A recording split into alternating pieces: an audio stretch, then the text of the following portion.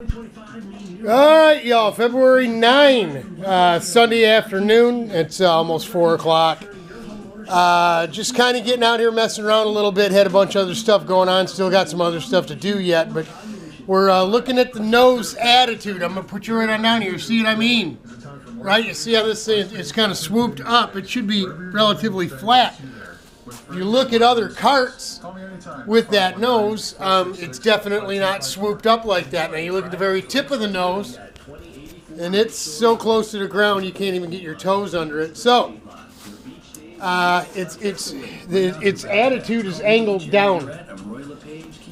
All we can do with this is what we also noticed before we brought the stand in when Rich was over yesterday, is this side is higher off the ground than this side. So that would mean that porch is tweaked, and that's not too hard to believe, seeing as if right around the radius on the front here, there's a ding in it, so they banged into something.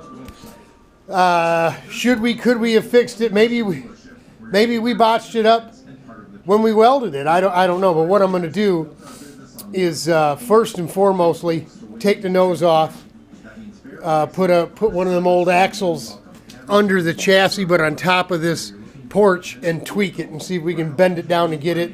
We'll see first if it's level with the concrete, then we'll tweak it. Then we'll put the nose piece back on. We'll take these bolts out, this one and this one,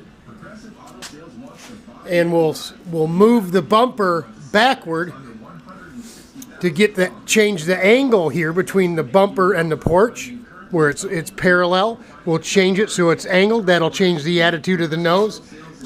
We're not really worried about it being too high because we can move it down a little bit on these mounts just yet. But I think that's gonna get it parallel with the ground by moving the bumper back, and then we'll just drill new holes, right?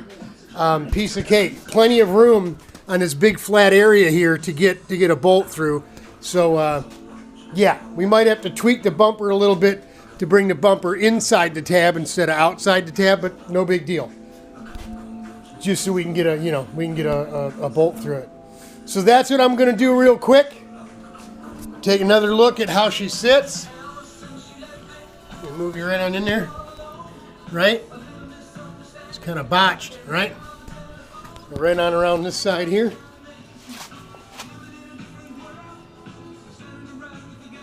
And we're going to fix it up as best we can right now. All right, so I'll bring you back in just a little bit. You see we got our adjustable hub on there. I like that steering wheel tilted right up so you can see everything on the gauge and everything.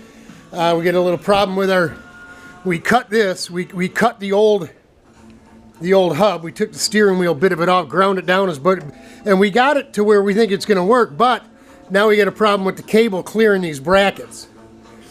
So what we're going to have to do is come from here and bend it out right away.